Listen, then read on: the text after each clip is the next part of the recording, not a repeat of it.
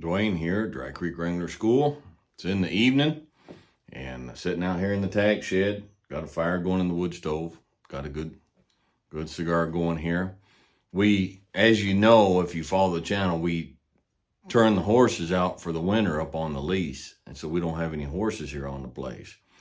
And we expected the winter to get bad like it normally does in Wyoming. And so instead of spending a bunch of money on $10 a bale, square bales, feeding the horses down here, we put them out on the lease. And then the weather hasn't turned bad. And we're starting to miss the horses. Deanna's saying, hey, maybe we ought to get a couple and bring them back down here. And we might do that. But today is December 30th, so we're looking back over the year. And I was just sitting out here thinking, so I want to do 3 things that are an enemy to your horse or your child. All right? 3 things that will harm your relationship with both your horse and your child. In a lot of ways, horses are like children. Okay? So I was just sitting here pondering over this and thinking over it. We raised 7 children, my wife and I, and now we've got 5 grandkids, and number 6 is in the oven, so to speak. And so 3 things that we learned raising children that holds true across the board with dealing with your horses. Number 1, and this is a big one, okay? This is a big one. Boredom is your enemy. Boredom is your enemy. One of the things we learned with our children when they were growing up is to keep them occupied. Now, part of keeping them occupied is to teach them to occupy themselves, all right? And that did not mean setting them down in front of a television or in front of a video. And you absolutely, if you've got any common decency at all, you don't want to put your children in front of that. Today, in today's day and age, it's way worse now than when my kids were growing up. But children, if you're not careful, they will learn somebody has to entertain me. Somebody has to engage me. And when they get bored, when they're not engaged, they stop tracking. All right. And they start looking for something to get into, but usually it's not a good direction. And children, especially at certain ages when they're young, they're learning, they're growing, they're trying to figure out the boundaries, they're trying to figure out who they are, they're trying to figure out the world. And so they're always testing everything. And if you don't direct that, you're going to wind up with trouble. And that holds true in school too. I'm not a proponent of today's modern school system. And I don't mean what they're teaching. That's a whole different subject, but I mean the way they're doing it. Your average normal boy is not designed to sit at a desk for 8 hours a day with a break in between here and there. Their brains aren't like that. They're not set up that way. And a lot of times what you wind up with a child that has been diagnosed with ADHD, and he don't have ADHD. He's got KIDD. All right. He's a kid, and he's bored. He's bored out of his mind. And so he starts misbehaving, and that misbehavior is not out of meanness. It's not out of petulance. It's just out of boredom. Okay. Your horse is the same way. All right. Your horse will get bored, especially if you have a discipline. By discipline, I mean dressage, jumping, running barrels, whatever it is. And so you're going to train them to do that. And so you go out there every day in the arena and run patterns. In the arena, run patterns. Or go out there and right leg on, left rein up, and go around and bend the barrel. And after a while, your horse just stops cooperating and just shuts down. Your horse isn't being mean. Your horse isn't stupid. It's not that your horse doesn't understand what it is you're asking them to do. They're bored out of their mind. All right. And just like there's certain things that I do that I thoroughly enjoy that would bore a lot of you. And certain things you do that would bore me. We're different. We're all different. And your horse is the same way. Your horse is an individual. And some horses are just bored by certain activities. It does not engage their mind. It's not a challenge to them. They do not enjoy it. They're not having fun. And we put it down as bad behavior, just like we do with our children, or like this child is behaving badly. Well, maybe they are, but maybe that's just out of boredom, because we are trying to shove them outside of their natural path. And so some horses, I have a horse right now. Okay. That bay mare that I started, Ray, that I've been working, she's bored. All right. She's turned out on the pasture for the winter. We're going to start over in the spring, but she don't like trail riding. She don't like to do it. She just shuts down. I don't see a point in this. I don't see a purpose in this. Just follow along, do it. And so I try to go out wide and go around stuff and because I understood what her situation is. But most of her life, her youth, her training before she came here was working cattle. She's been put on the flag, learning cutting, and she's roped and stuff. I don't have a lot of cattle to work here. We gather some cattle, we push some cattle, but that's where her background was. So when it comes to just getting on and riding out across the ranch, she gets bored. And when she gets bored, she can get a little testy. Okay. And so I can't put that down as meanness or bad behavior. I have to understand that it's boredom. And so I have to find ways to let her go out there. You say, Dwayne, I go to saddle my horse and we go to leave, and my horse, he just stops. He don't want to go. He just stands there. Now there's herd bound and there's barn shire, there's all that. But sometimes they're like, we do this same thing. We go out there for 1 hour. We take this path. We go down there. We walk around down there and we walk back to the barn. I've done it 1,000 times. I don't want to do it anymore. It's boring. I don't want to do it. And so sometimes what you can do to get your horse out of that situation is to put them on something totally new. Introduce them to something totally new, totally different, where they have to stop and look at it and think about it. Obstacle courses. We're going to set one up here this year. We had one in Tennessee. We didn't have one this year we just finished, but for this coming year, we're going to set one up. And I've had horses that when you set up obstacle courses where they need to start backing down in between logs, and they start opening and closing gates, and they start pushing one of these big, huge blow up balls around, and they'll come to life. They'll come to life because they're not bored anymore. Okay. So that's first thing. All right. There's a whole lot, but I'm just going to cover 3. The second thing is yelling at your horse is no more effective than yelling at your kid. All right. Now, this is, as a father, I was a very strict disciplinarian, and I was far more hot-headed than I needed to be. And to my chagrin, to my regret, my very deep regret, I was quite the yeller with my kids at the time, and it was counterproductive. Now, I don't mean let them do whatever they want, all right?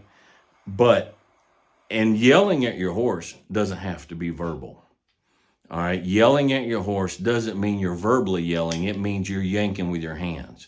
It means you're kicking with your feet. It means you're getting loud with your motion and sometimes with your words. And it's counterproductive. It's counterproductive. You'll do one of 2 things with your child and with your horse. They'll shut down out of defense. They'll just shut down. Okay? And it's a defensive thing. And we caused it. All right? And or they'll meet the aggression with aggression. It depends on their personality. Depends on their personality. And I've had horses before that became very aggressive. And they were aggressive because I was aggressive. I taught them aggression. They come into this world, they don't know how to respond. They're not born with that knowledge. So we teach them how to respond. And if we ask them to do something and they don't quite get it, and so we get a little bit more aggressive than we need to be, then we teach them, oh, so the answer is aggression. And the reason I know answer is aggression because that's your answer. And I'm going to learn my answer from you. And so horses become aggressive because we're aggressive. They cease to be patient because we're not patient. Our horse isn't thoughtful because we're not thoughtful.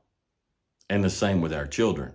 Our children will be loud and aggressive and combative and hot-headed because we've taught them that's how you approach life. Because we taught them that's how you approach conflict. That's how you approach a difference of view, a difference of opinion. And so yelling at your kid, your child, yelling at your horse, it doesn't work. It's the same across the board.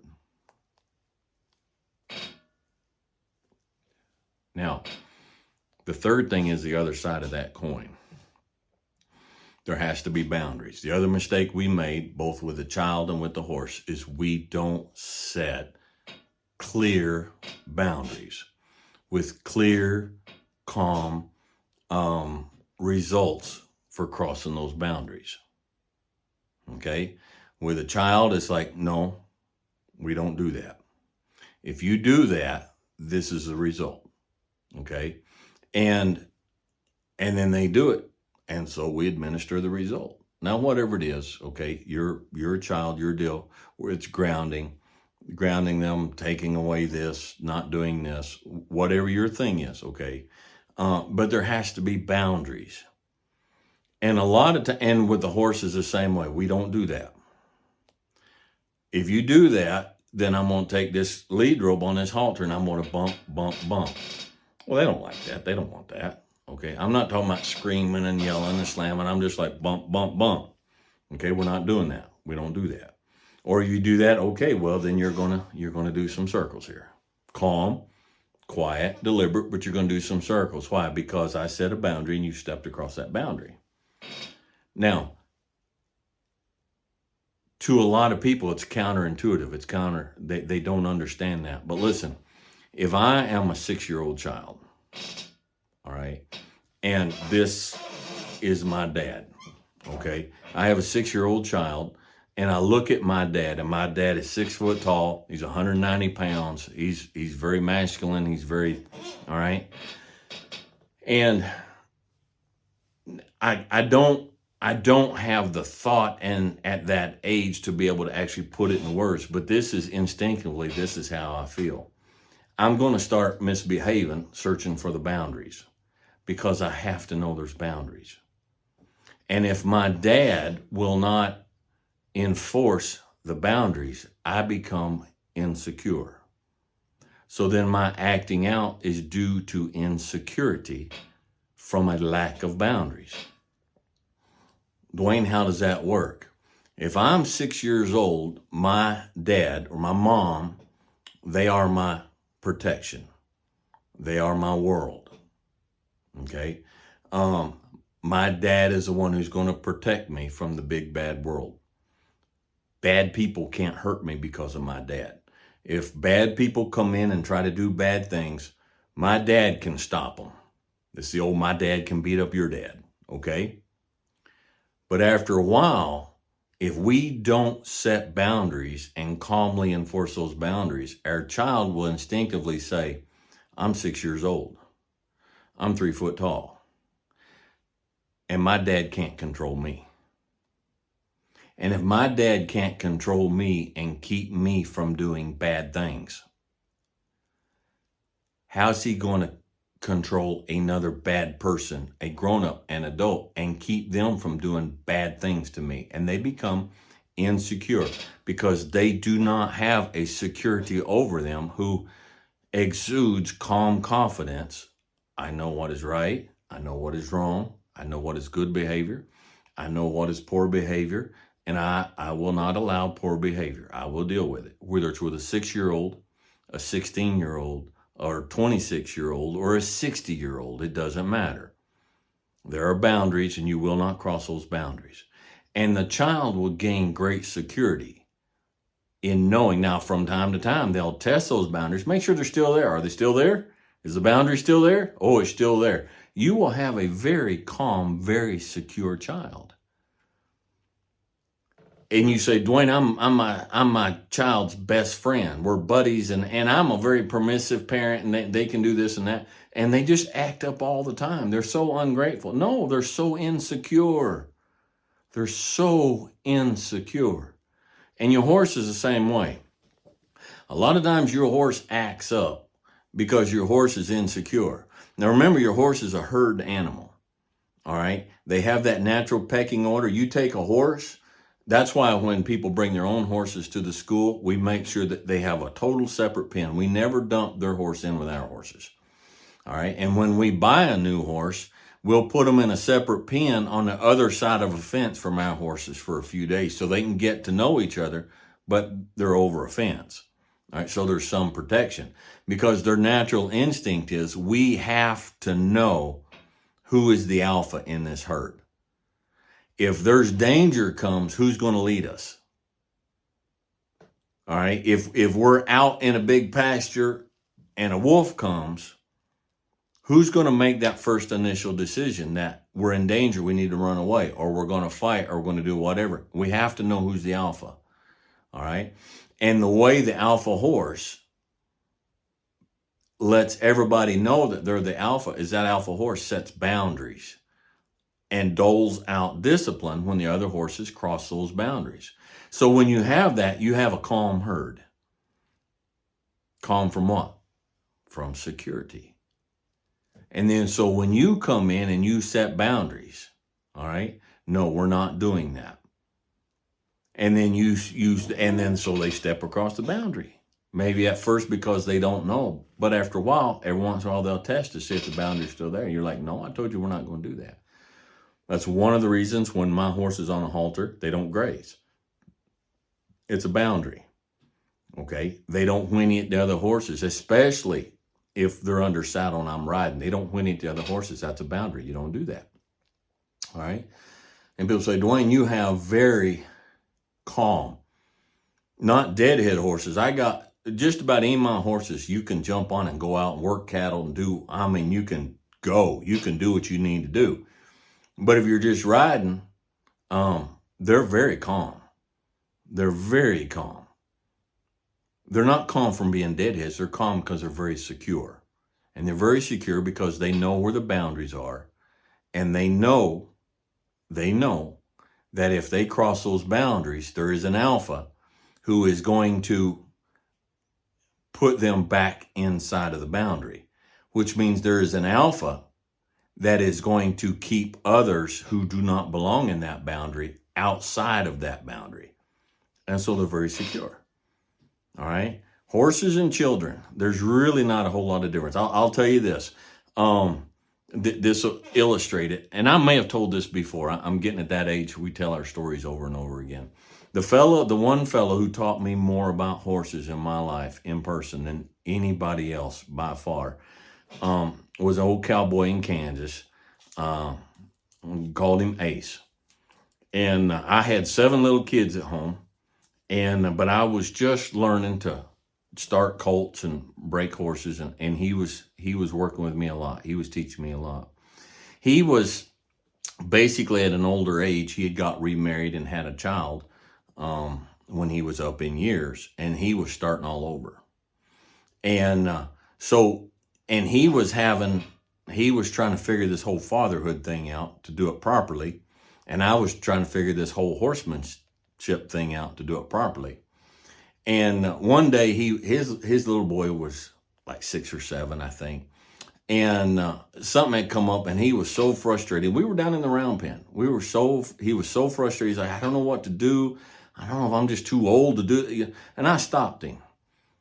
And I said, hey, anybody that can train horses like you do can raise a child. And he stopped me, thought about it, and he's like, you know what, you're right. Well, a few weeks later, we were down there, and I was working with a horse, and I wasn't connecting with that horse. And the horse was, we weren't jihad, and I was getting frustrated, and he stopped me. He said, Dwayne, stop. I stopped around, and he said, anybody that can raise 7 children like you have can train a horse. Okay? Human decency. It doesn't matter if it's with a child or with a horse. Wisdom, patience, discipline, boundaries, calmness. These are good human characteristics. And life responds to those, whether it's your child or your horse. Okay? All right. Anyhow, hope that helps you a little bit. What do we got? Partagas Black Label 6x60. And I don't really have anything else to add to that. Yeah, let me add one other thing. Okay, I met a guy, a local fella. I hadn't met him before. He's from around here the other night. And he's a he's a young man. Oh, he's got 3 little kids. He's a multi-generation rancher around here. And he has a YouTube channel. And I went and looked at it, and I think it's great. All right. So for you folks who are like enamored with the ranching lifestyle, and you young people who are like wanting to go into it, and you want the nuts and bolts, not the Yellowstone side of it, not just the riding horseback side, but hay, taking care of water tanks, and taking care of cattle in the wintertime, what's it about, selling the calves and stuff. He is way more advanced in his videography than I am. And it's really entertaining and really informative. And so if any of you folks looking for that, it's Wyoming Way. His name is Pete. He's a young man. He's got the cutest little kids that are out there helping him. And you might want to go check that out. All right. Wyoming Way. And it's Pete. And I don't know if he gives his last name on there, so I'm not going to. But if you want to experience the daily, actually working grind of a rancher in this day and age, I think you'll find it educational and entertaining. All right. So I just want to give him a shout out. He's a really nice guy. In fact, I bought half a beef from him. We're going to serve his beef at the school this year. Local Wyoming ranch raised beef from him. So anyhow, let me put that out there. Other than that, hope you guys had a good year. Hope you had good, quiet, enjoyable holidays. And we look forward to the new year coming up, and look forward to seeing how we can learn, how we can grow, and how we can become even better. All right? So be logical, be reasonable, be safe, and have fun. And we'll catch you guys next time.